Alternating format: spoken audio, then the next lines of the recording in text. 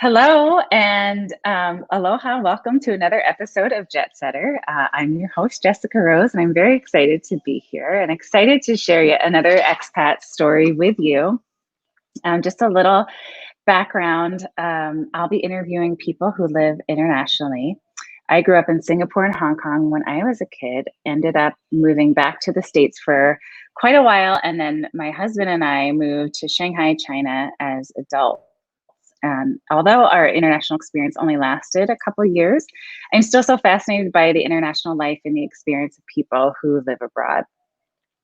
Thank you to everyone who watched my first episode with my good friend Emily. I had a great time and I appreciate all the comments you left. You made it really easy to come back and do another show. So I'm really happy and excited to introduce to you my best friend from Hong Kong when I lived in Hong Kong. Her name is Thirza Schaap. And just last summer, we met up with her family in Hawaii and had a beautiful reunion at Lanikai Beach and at our home before she continued on traveling the world with her two daughters and her husband, which is just amazing to me. She first moved abroad at 3 weeks old to move to Egypt with her family, where she lived there for 3 years. She lived in Saudi for 3 years after that, and then moved to Hong Kong for 5 years when she was in first grade to about sixth grade. And that's how we met.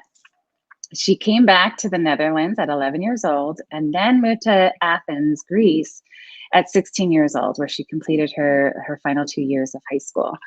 She then, after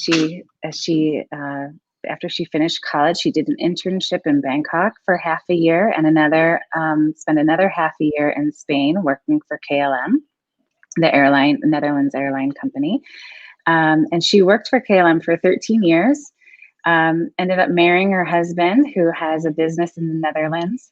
This business has kind of kept her stay put for a while.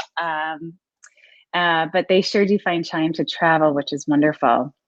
Thirza started her own consultant business called Schaap Consultant, which is a customer service-based company. She has a lovely husband, Gideon, and they have two beautiful girls who are 3 and 5 years old.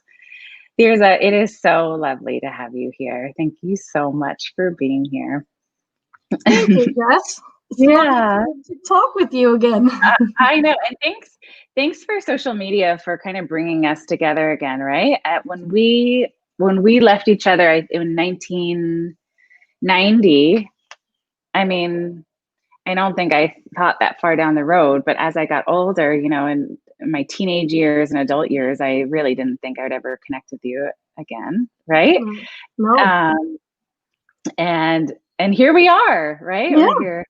So, like I said, just last summer, Thirza came to come visit us. She was traveling the world. Maybe Thirza, talk a little bit about, let's just talk about that since we're talking about your travels and you visiting us. Yeah, so indeed, my husband has a business which keeps him in the Netherlands, and one of the things I made him promise me was that we would travel a lot, and preferably for half a year at some point in time. Now, we didn't manage half a year, but we spent 10 weeks traveling with our young family. So we spent a month in Japan and then 2 weeks on Hawaii and another month in California. And we kind of did a circle around the world and then came back to the Netherlands. And it was amazing. It was lots of fun. It was also hectic every now and then, but we really enjoyed being everywhere and discovering new things. And our girls loved it. Yeah. Would you do it again? Yes. Okay, when are you doing it again? Well, it takes a fair investment, to be honest. So we said maybe 5 years after we did this one, but we're already looking forward to it. And of course, we have to figure out what's going on in the world then. I'm glad we planned it last year and not for this year, because that would have been a disaster with COVID going on. But we'd love to do it again. Good. Well, it's inspiring. It's inspiring to me thinking that I think having a young daughter, my daughter's almost 2, that it'd be quite challenging to travel with her.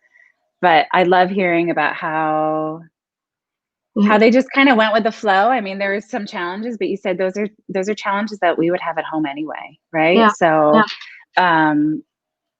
so it's well worth the experience still. Yeah, yeah, Yeah. we think Wonderful. so. Good. Yeah. Okay. So let's get started. Let's start off by talking to us about where you've lived and what brought your family abroad. You've lived in quite a few places. Can you just share a little bit about that experience?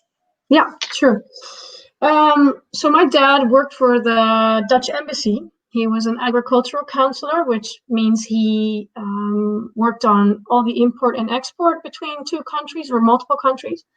Mm-hmm. And we first moved to Egypt when I was 3 weeks old. I don't remember a lot about that. Saudi Arabia, which was when I was 3 years old, a bit more. I started at a Dutch school there actually for primary school. They had Dutch schools, but once we knew we were going to move to Hong Kong, my parents transferred me to the English section of the school to start, getting used to speaking English. And then when we moved to Hong Kong, I was just thrown into first grade at the school we both went to, HKIS. Mm-hmm. And I think it's really funny with young kids. They go with the flow, and of course every kid needs their own support in that. But yeah, that went quite normally and quite naturally. Mm-hmm. And my parents always spoke Dutch with us at home. You would see my brother and I speaking English with each other, but they would also try to stop us from doing that just to make sure we spoke Dutch very well as well. Mm-hmm. We also had Dutch classes. I remember every Friday in Hong Kong, we would go to a British school and they would have this whole Dutch school set up in the afternoon. And how was that? Um, Was that experience okay for you, or was that something? What was that like for you? yeah, I don't think I was always very happy to go there, but I think in the end, I did transfer back into the Dutch school system, and it definitely helped me to be able to make that transfer again. So in a sense, I I'm appreciate it grateful now. for it. Yeah, yeah, yeah, Very good. yeah. And then we moved back to the Netherlands, and I spent the first year in the American school here in The Hague. But then what we did sense was that it didn't really feel great being a Dutch person in an American school in your own country. For some reason, Mm-hmm. it's you're different than the others because you're from the country, and so we decided to transfer into the Dutch system. Yeah, and that was more difficult. I was a bit different. I wore different clothes. I spoke differently. So it took me a fair year to get used to that. Mm-hmm. And then I started to enjoy it as well.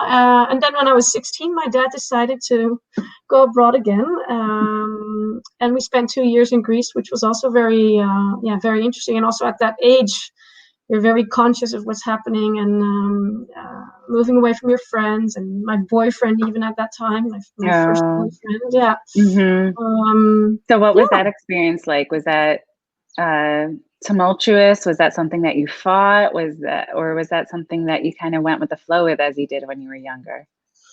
Yeah, I think I was quite okay to go. I was sad, of course, but we'd made good agreements with my parents that my friends could visit, but also that we would go back to the Netherlands for, 2 or 3 times a year. Mm-hmm. They promised us a dog, that kind of, yeah, I would say emotional comfort. Yeah, and it was a bit strange going to the American school there and hearing yourself tell your story about where you'd lived and then figuring out that that's kind of not normal. And what Having do you lived, mean not normal? I would tell them where I had lived, and at the American school in Greece, you had actually a lot of Greek people from Greek origins, but who had an American or a British passport because you needed a foreign passport to go to that school. So you Uh, had a lot of Greek kids, and they would have a story where they'd maybe lived somewhere elsewhere than Greece, but many of them had actually been in Greece for a while. And then when I told that story at age 16, I remember thinking, this is I'm out of it. I've lived in so many countries. Who am I? What's happened? mm-hmm. Um, and I think I realized for the first time then that it was really something different. Yeah, Right. Yeah. yeah, And so you moved there for your last 2 years of high yeah, school, right? yeah. Tell, what was that like in terms of, did you have to learn another language, or did you have to, I think I recall you telling me something about having to learn another language at some point there, or no? So the school was in English, but American. Mm-hmm. and I spoke English, Mm-hmm. but it was maybe it was a bit at a different level, I would say. So I had to kind of step that up again. Um, Mm-hmm. I didn't learn another language there. Funnily enough, when I started studying, I studied international relations, and I had to study a language. I chose modern Greek, so that was Oh. definitely the first time I stayed there. So that might be what you Yes, remember. I think that must be what I'm Yeah, recalling. yeah, yeah, right. um, um, so how was that finishing out the last 2 years of high school at another school? You said it was obviously odd, not feeling like you kind of fit in. You Yeah, were very conscious and aware, but what kind yeah. of were you ready to leave at the end? Were you sad to leave? How was that experience for you, kind of finishing out those 2 years? Do you remember? Yeah, in the beginning it was figuring out who your friends are, who your friends are going to be. So settling again in a new environment, but being very conscious of yourself in that. I think at 16 you are very conscious of yourself, or becoming more Mm-hmm. conscious of yourself, but also you kind of have to set up your whole, I had all my friends and my things in the Netherlands, and then you had to start again. Mm-hmm. Um, so that took a little bit of time, but yeah, on the other hand, you make friends quite quickly. Um, and then when I left, yeah, that was a sad thing. And Mm-hmm. I had decided to go and study in the Netherlands. The Netherlands has pretty good universities, Mm-hmm. um, and but again, there I ended up in a completely new group of people and friends that I didn't know. Mm-hmm. So I had to say goodbye again and start over again, I would say. Right.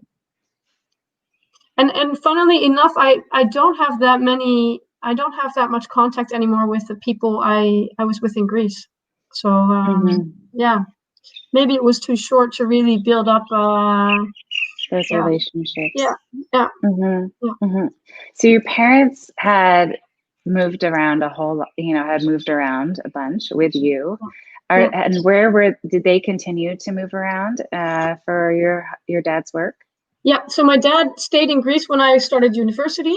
My mom actually came back to the Netherlands with my brother to finish his high school in the Netherlands because he was not having a ball in Greece. And they Mm-hmm. decided it was better for him to finish his, was his junior and senior year then. He's 2 years behind me Mm-hmm. in the Netherlands. And then after he was finished, my mom moved back. So my parents lived in Greece for a total of 6 years. Mm. Then they came back for a while, and then they moved to Romania, to Bucharest, and they spent 3 years there, I think. And my dad retired in 2015. Oh, okay. Yeah, Very nice. yeah, Oh, wow. Wow, how fascinating. Um, so you worked in the airline industry, working for Air France and KLM, is that yeah, yeah. right? Okay. They're one. Yeah. Okay. So I mean, I kind of feel like I already know the answer to this one, but do you think your international living and travels influenced you to work in the travel industry at all? Um, Well, funnily enough, I studied international relations. So when I Mm-hmm. started studying, I thought I wanted to be a diplomat. So that was definitely influenced by what I had experienced. So I'd seen Mm-hmm. my dad do that. I got really interested in Model United Nations in Mm-hmm. high school. I participated in those. So that was what I wanted to do and what I wanted to become. So I studied international relations, I studied international law, and then I went off to Thailand to work for the UN and in an internship to figure out if Mm-hmm. that was what I wanted to do. And I followed that by working for 6 months in an internship at the Dutch Ministry of Foreign Affairs. And then when I was there, I found it fascinating. I found the topics fascinating, but there were no results. So Mm-hmm. when you're in What the do you mean UN, there were no results? it's a lot of talking. Uh, So when you're in the UN, you're really dependent on a number of countries negotiating and working on the same end result before something really happens. And for the mm-hmm. Ministry of Foreign Affairs, it's quite similar. I would say the business world has a lot of impact on where that goes. And so at that point, I was 25, and I thought, this is really interesting and really cool, but it's not for me at this age. I want to learn, what I can do, and I want to be result driven. And so then I thought, I need to go into the business world, but what should I do then? And I found logistics really interesting. I didn't have any experience with it. And I wanted to do something international. So that's also definitely because of my upbringing. And KLM had an internship or a traineeship actually at that time. It was a 2-year program, and in those 2 years, you would go to a different department every half year, and they would raise you or help you become a senior manager. And KLM had also a sentimental thing for me because they always brought me back home in the summers. I would always get into that aircraft. So definitely, yeah. It felt like, it probably felt like KLM probably felt like home to you in a sense. Yeah. That's how United Airlines felt to me for a while, but not anymore. Not anymore. I don't really have a sentiment for them any longer, but I did when I was younger. Okay, so can you talk about maybe how COVID is impacting the Netherlands right now? I mean, it's affecting the whole world. I feel like, it seems like it's affecting the world at different time, like in different ways at different times. Can you talk a little bit about how COVID is impacting life in the Netherlands, maybe since maybe March up until about now? Yeah. So in March, but the first week of March, we were actually on a family holiday in Austria, in the Alps skiing, and we left thinking, maybe we might get stuck there and not be able to leave. But we actually we were able to leave, and when we got back to the Netherlands, the first major cases started here. And those cases actually came from the Austrian Alps, but also were spread because we celebrated Carnival here. In the southern part of the Netherlands, they celebrate Carnival. What is that? Sorry? What is that, Carnival? It's like, I guess you would call it Mardi Gras. So it's a festival where everyone dresses up, and it's a lot of partying, and people are in bars and mingling, and some of them stay out way at night, but events also start at 11 in the morning. So it's just lots of people in the same space. And there were people with COVID walking around there, and so a really large part of the population was affected then. And I started a new job at the Dutch Railways beginning March, and the 16th of March was my first full day, and that was the first day we all had to work from home. So the government asked us all not to go to work anymore. And I think a week later, all the kids were not allowed to go to school anymore. So then we started homeschooling. So with a 3 and a 5-year-old. 3 and almost 5-year-old. Yeah. And the teachers were wonderful. I mean, they prepared stuff, and our 5-year-old even had a weekly Zoom call with her classroom, just seeing all the kids. What happened then? So we were in that state for, I think, 2 or maybe 3 months. And then in the beginning of June, the kids were allowed to go to school again because they'd figured out that kids don't really spread the virus. And they built that up slowly again. And sorry, when was that? When did they go back to school? I think the 8th of June or the 16th. Oh, okay. Of June, something like that. And I remember my 5-year-old running to a friend, and I had a talk with her about, you shouldn't really hug your friends. It's maybe not a good idea yet, even though they don't pass on the virus. I just thought it's good for her to understand this. And she ran to her friend, and I thought, oh, we're going to see this big hug now. But she put up her elbow. Oh, very good, right? Yeah. The enthusiasm was still there to kind of connect with her friend, right? It was, very cute. Yeah, and since then, what our government has done is said, okay, we're going to look at things in periods of 2 weeks, and we're going to show you what can happen if everybody adheres to the rules. So in the beginning, there was a whole thing about 1.5 meter distancing. That's about 6 feet. We weren't allowed a maximum amount of people can enter a store. Bars and restaurants were closed, so the whole takeout or delivery food scene really developed here, also for really good restaurants, which was an experience in itself. And slowly that opened up again. And so I think it's since the 1st of July that we're now able to go to places with 100 or more people, as long as we're able to keep distance. Mm-hmm. And masks too? Are you wearing masks? Only in public transportation. Oh, okay. Yeah. All right. Yeah. How do you think the Netherlands will be changed as a result of COVID? I mean, it's hard to know what the future will look like, but do you think the Netherlands will be changed as a result in terms of, I don't know, just day-to-day life? Yeah. I definitely think like working life will change and has changed. So I don't think we're going to go back to the office 5 days a week anymore. I think that's going to be more 2 or 3 days maximum. And I think that's fine. Yeah. You did share with me that you hired an au pair. Yeah. to make it all possible to work from home.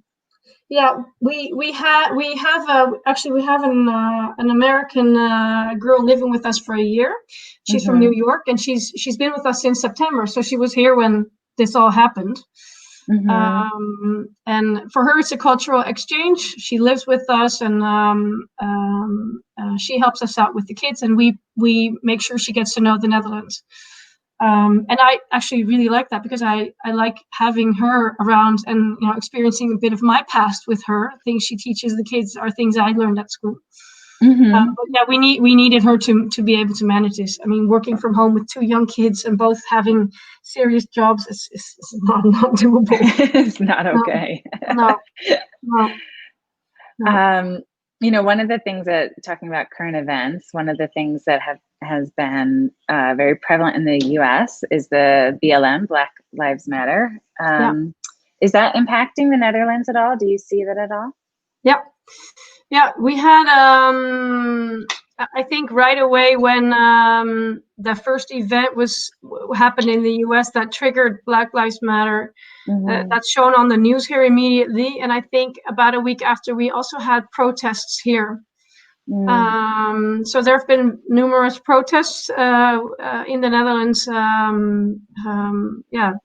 around this topic. And you see various initiatives now combating racism arise within the country, and it's taken pretty seriously. We've also had a couple of statues taken down of the Netherlands. Netherlands was a colonial country years ago, so we colonized specific areas in the world, and there was also slavery involved there. So we're not a country without that history. So it's a big deal here too. Yeah. Do you oh gosh, I'm so sorry, I lost my train of thought. I'm gonna shift gears a little bit. Tell me about if we came to the Netherlands today, let's pretend COVID is not in full effect right now, or even partial effect right now. Where would you take us? Like, what would it cost? What would an experience be like? You shared that you're sharing this experience with Danica, your au pair.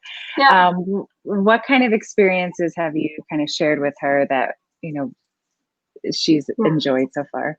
Yeah, I think what I think I would actually do is take you along in my life, because there's wonderful experiences in Amsterdam that you definitely have to experience as a tourist. But I think, and at least that's what I value more, is living the life of someone who lives here, because that's how it is here. And yeah, Mm-hmm. of course, you can go to the coffee shop and smoke a joint, and you need to visit the Rijksmuseum, which we also do for an hour on a Sunday every now and then. But Mm-hmm. I would just take you along, doing my grocery shopping at the market, and having lunch at a cafe, going to the park.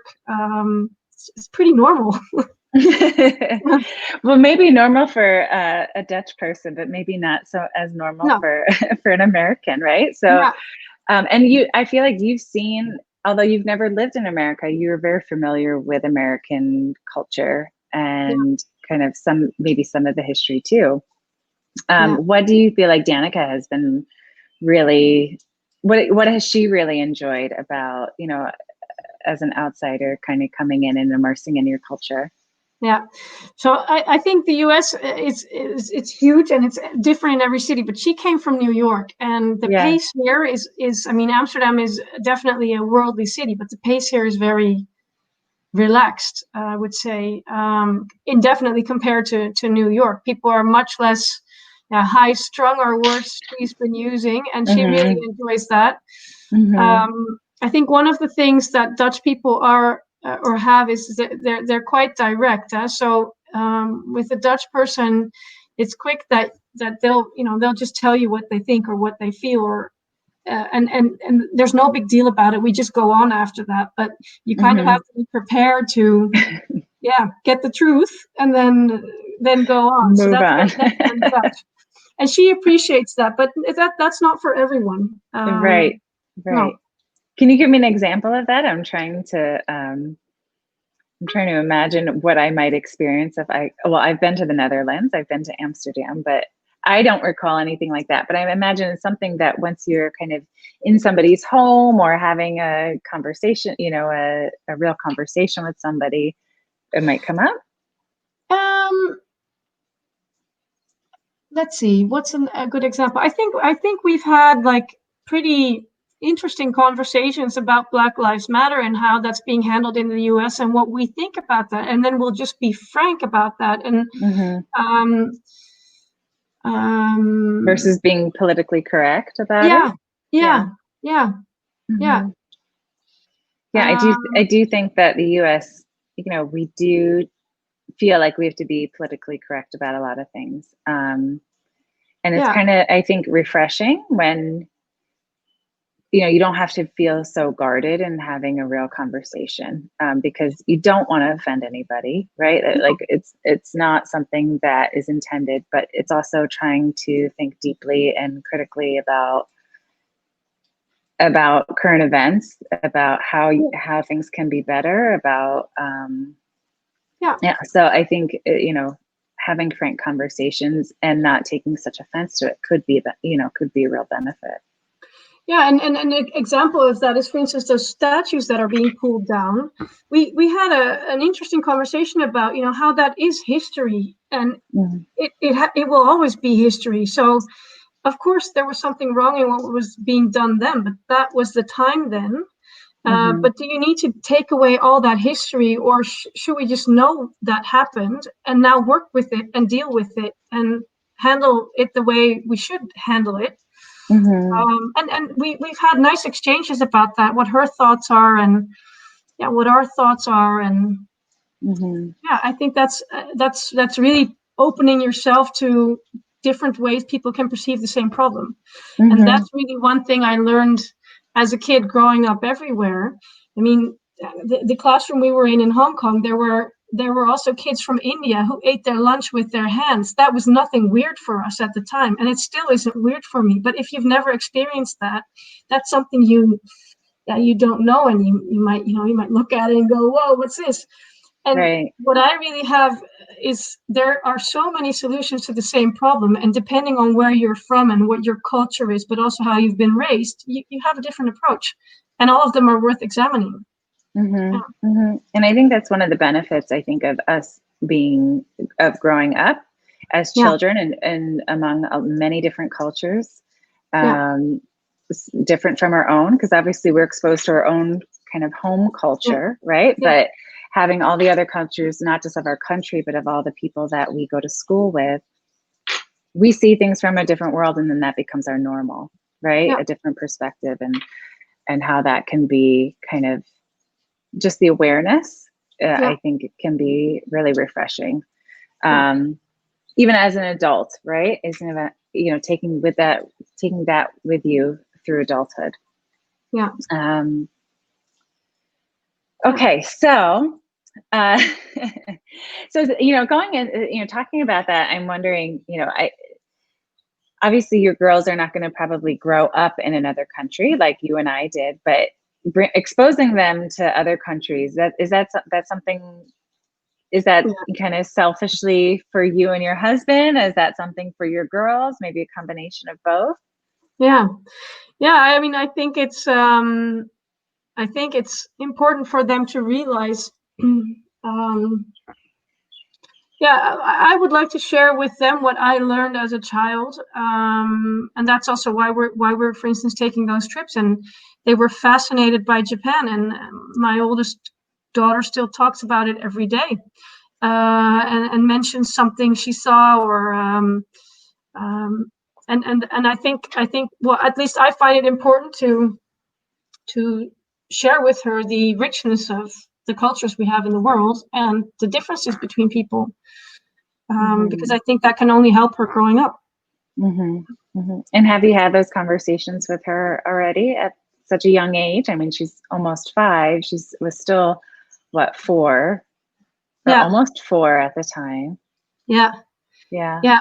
So I was speaking to my husband before coming here, and we were talking about Black Lives Matter, and she asked me, what is Black Lives Matter?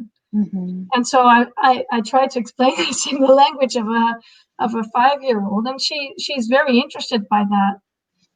About how people look different, because they're born from different parents, and what that does. And yeah, in Amsterdam, we have the schools are very differently populated, and there are lots of international kids actually in her school. So those are international parents who've settled here and put their children in a Dutch school. But to be very honest, there are very few kids of color in her class, and that's something I would actually, encourage, because it's something it's not part of what she's experiencing now. What sort of nationalities? I know that there in the last, at least 10 years, there's been a lot of refugees coming into Europe. Have Yeah. they? What is kind of the diversity of the Netherlands, and have a lot of refugees come there, or what's the diversity look like? Yeah, the Netherlands has had a lot of refugees coming in since about the 1960s and 70s, I would say. Oh, okay. Mostly migrant workers at the time, because the Dutch population didn't have enough workers themselves, and they originated mostly from Morocco and from Turkey. So we have a pretty big Moroccan and Turkish population. And then the other thing is we have strong relations with Suriname, where they also speak Dutch, and then with the Dutch Antilles, the islands closer to the US, actually, like Aruba and Curacao. And we also have quite an influx from there, living in the Netherlands. And then I would say lots of different cultures, because they work here now. So it's young people who are working for global companies, who also need an international workforce. What are Amsterdam. some of the? Oh, go ahead. No, go ahead. And what are some of the companies that are coming in? Like Booking.com is a Dutch company, but very international, grew very large. But you also have some US companies who have their European office here. So Tesla does, and Uber has their their European head office here. Nike. Yeah. And so the people who are coming to work for these companies, are they international? I mean, are they from all over the world, or are they mostly North American, or what does that look like? No, I would say it's a mix. So at Booking, you really see a mix of people, from South American to Indian to North American. Also, other parts of Europe, we have quite a big group of Spanish and Italian and French people living here. Yeah. And so I guess if I could ask too, who is in your circle? your Yeah, social circle? Like, are they mostly Dutch? Are they, what does that look like for you? yeah. Um, yeah, they are mostly Dutch.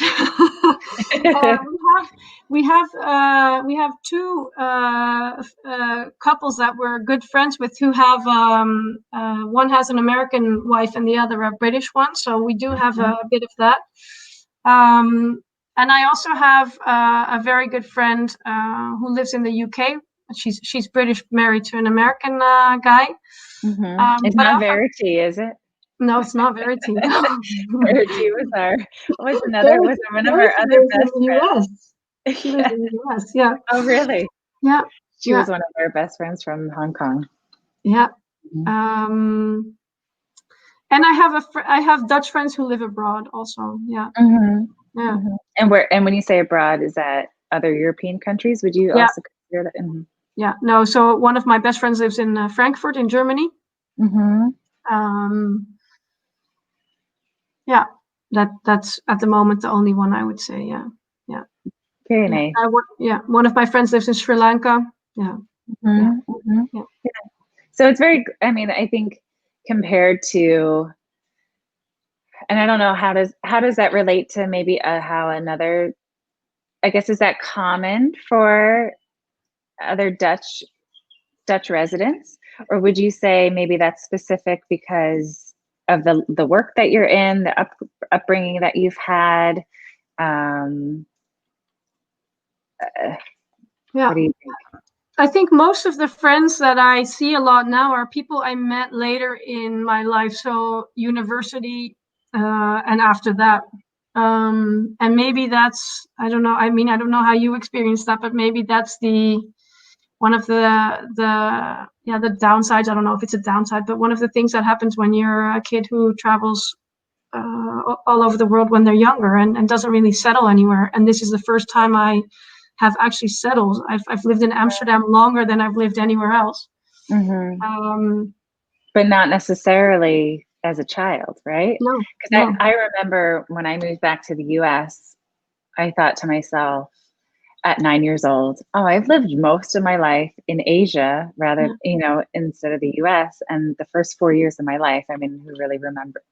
It's yeah, hard to remember those years, right? So, um, I also, I feel like even in high school and elementary school, middle school, I felt like I didn't just gravitate to the people who were only of one culture. So I guess in other words, I had lots of I went to a very diverse high school, first of all. And I liked making friends whose maybe parents had immigrated here, or where they came, maybe they didn't immigrate here themselves, but they came from other cultures in a sense. And yeah, I don't think that was by accident. no, no, I think that had to do something with how we were raised. yeah, Yeah, and I actually felt very uncomfortable going to a very not very uncomfortable. I shouldn't say that. I did feel uncomfortable going to a university that was very homogeneous in terms mm, of white Americans. yeah, yeah, yeah, Mhm. yeah. I can, Very- yeah, I think I have a similar experience in that it also took me some time to get used to that. Um, Mhm. going to a university with the same group of people coming from the same background, Mhm. all the same. Yeah, Mhm. Mhm. And yeah, even just, I guess where I had gone to is, I mean, I met some very lovely people that I'm still very close with. I mean, there's lots, there's lots of positives that have come out from that experience, but also, it was also the same region of the US. There was yeah, also from the Northeast yeah, area of the United States where they had come from. And so, just even regionally there wasn't much diversity also, and I looked at transferring and looking to go elsewhere, but I stuck it out, and had a great experience nonetheless. But anyway, I think sometimes we look for other experiences sometimes, I spent ones my that we're first not used year to.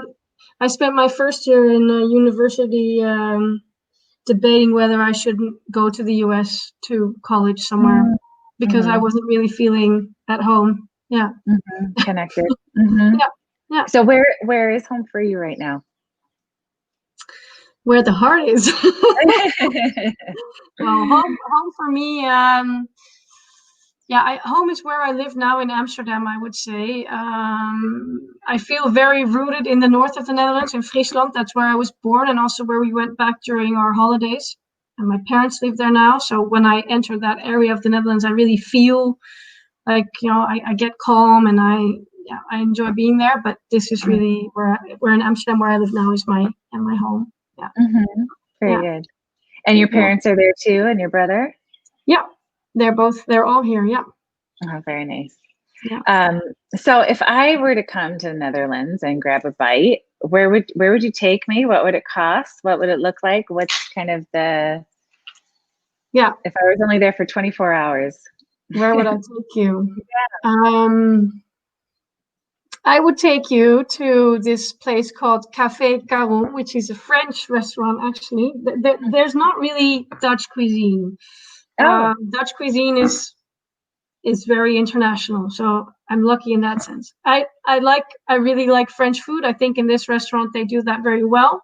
mhm, How much would that cost? We would probably be looking at a bill of between 150 and 200 euros together mhm, because we would have 3 courses and some nice wine. mhm, So what is that? About $250 for the two of us for a mhm, good long night having a dinner. Yeah. mhm, mhm. And Yeah. what would be kind of on the table then? I think we would start with some charcuterie, which is the different types of meats and maybe cheeses. And then we would probably have like a roast chicken with vegetables and potatoes, and then Mhm, a crème brûlée, like a French, yeah, a French dessert. Yeah, mhm, yeah, mhm. yeah, Very nice. Thanks, yeah. Thirza. You're welcome. Well, thank you so much for chatting with me. This has just been absolutely lovely to connect with you. Again, it was so nice to see you in person. This doesn't compare actually, but it's the second best thing. And I hope to see you again soon, whether we come to the Netherlands or if you come to Hawaii again, we'd love to see you. We'd love Um, to go back to Hawaii. yeah, our place would be yours. We have a place for you guys to stay. So Great. please do. And thank you again so much. It's been such a pleasure, Steva. My pleasure, Jess. Okay.